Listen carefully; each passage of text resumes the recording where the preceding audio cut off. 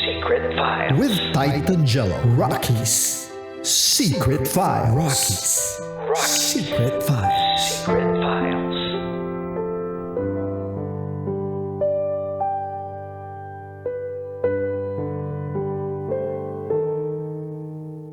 Good evening Luzon, Visayas, Mindanao, Metro at Mega Manila. Kayo pa rin po ay nakatutok sa 90.7 Love Radio. Oras natin ngayon 10:27 PM. At babasahin na po natin ngayon ang mga komento sa ating Rocky Secret Files with Titan Jello na binahagi sa atin ni Debbie na kwento.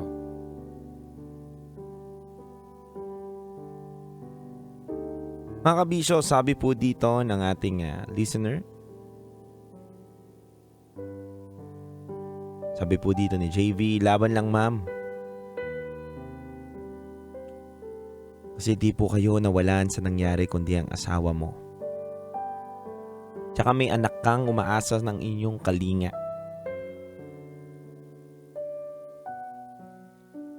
Ang makukomento ko lang para sa asawa mo at sa kabit niya, hayaan mo na sila. Hayaan mo na si Lord na lang ang bahala sa kanila. Shoutout po sa Team Bulacan Overdrive, lalo na kay Yorme Rojun Gabatino, Boss Rodel de la Cruz, Calderon at paring Alan Alvarez. Sabi naman ni Gab, Happy Monday night, DJ Rocky at DJ Jello. Ang sakit lang na nagbigay ka ng tiwala sa isang tao na di mo pa kaano-ano para alagaan ang pamilya mo, tapos sila pa mismo ang magbe-break ng trust mo.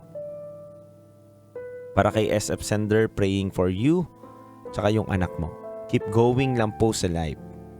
At para sa yaya at asawa mo, kainin sana kayo ng konsensya ninyong dalawa. Lalo na yung asawa. Binaliwala mo ang lahat ng pagsasama ninyo ni Secret File Sender. At mas lalo na ang anak mo. Sabi dito ni Shari Giyaw, very ouchy yung story but feel ko din na cheat on. Anyway,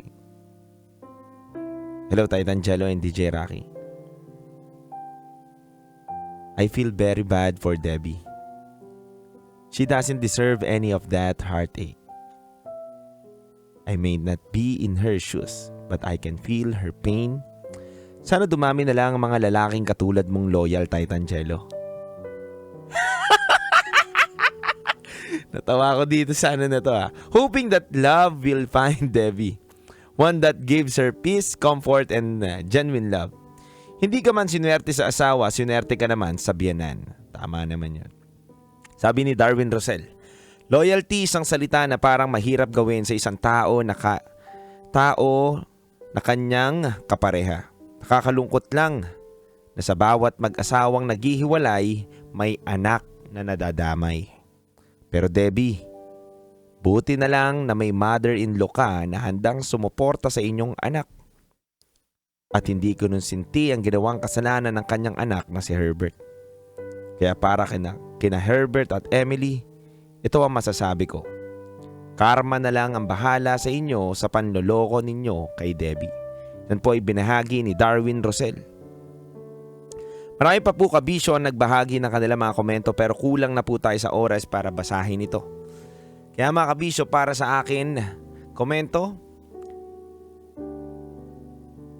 hindi lang po ang katulong nila na si Emily ang may kasalanan dito.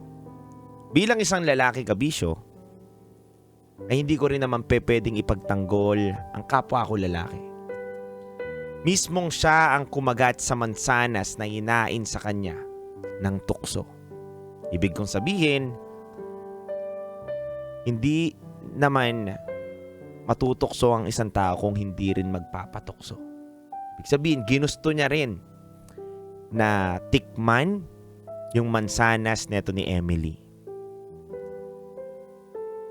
Kung mahal niya talaga yung asawa niya, kahit magtatatumbling, maghubad sa harapan niya itong si Emily, kung hindi niya kailanman gugustuhin na lokohin ang asawa niya, hindi mangyayari.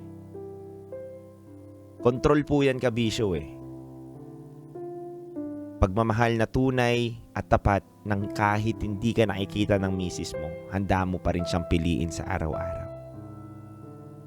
Para sa akin, kabisyo, hindi pa pwedeng sisihin dito si Emily dahil siya yung naging kabit. Ang dapat sisihin dito ay sila parehas ni Herbert, yung asawa ni Debbie. Dahil ginusto nila yan at choice nila yan na lokohin nila si Debbie habang wala itong kaalam-alam at nasa trabaho. Kabisyo, ang panloloko po sa ating kabiyak o sa mismong ating partner ay choice po yan. Hindi po yan na bigla na lang ginusto natin dahil bago natin tuklawin ang ating isang binibini na katulad ni Emily, pinag-iisipan pa rin natin yan. Kalokohan at hindi ako naniniwala bilang isang lalaki na hindi pumasok din kay Herbert na kung gagawin ko ba to o hindi ko to gagawin. Kaya naging choice niya talaga na piliin yung ganung buhay na magulo. Para kay Debbie, malaking yakap para sa'yo, Debbie, na maging matatag ka.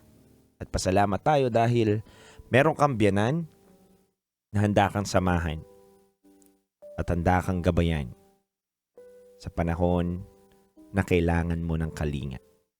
Mga kabisyo, muli magbabalik ako at kayo po'y nakatutok sa 90.7 Love Radio. Kasama nyo pa rin ang titindig sa mga pinaglalaban ninyo, DJ Titangelo. Ang dugong awitin sa inyo ay awitin namin, mga kabisyo. Nakabisyo ngayong Pasko. Dito lang yan sa 90.7 Love Radio. Kailangan pa bang i-memorize yan? Basic. Kabisyo tara na.